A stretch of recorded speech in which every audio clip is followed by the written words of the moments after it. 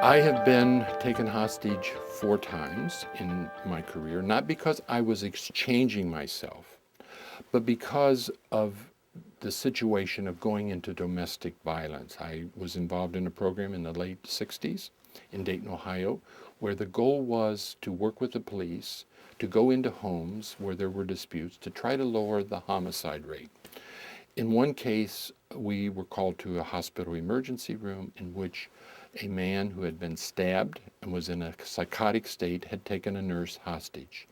In this situation, the lieutenant quickly assessed that we could not use tear gas because we were in the emergency room. We couldn't kick in the door. We needed somebody to get inside. He did not have a gun. He had a knife or a scissors. We weren't sure at that point. And being a young psychologist working with the police, he turned to me and said, "George, how would you like to do this?" Well, social pressure did not allow me to say no, but I did go in, and this man did not want to see me. He clearly was aggressive. It increased his aggression, and unfortunately, he cut her throat, not her jugular, but enough to bleed this red blood on a white uniform. It does get the attention of the mind's eye. And I could barely contain my own emotions, managing myself as well as managing her, managing him, and managing the signals for the police outside.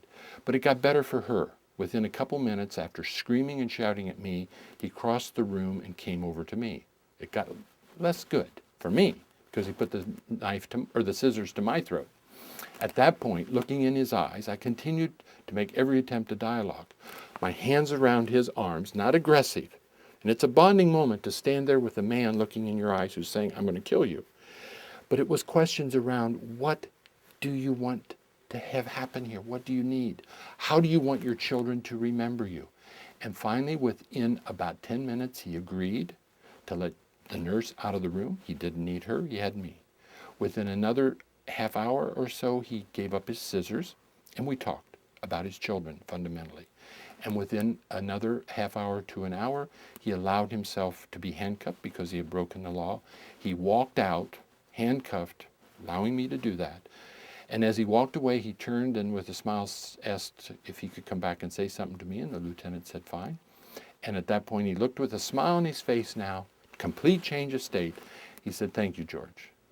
I'm glad I didn't kill you." I said, "Me too, Sam." And at that point, with a smile, he said, "Thank you. I had forgotten how important my children were."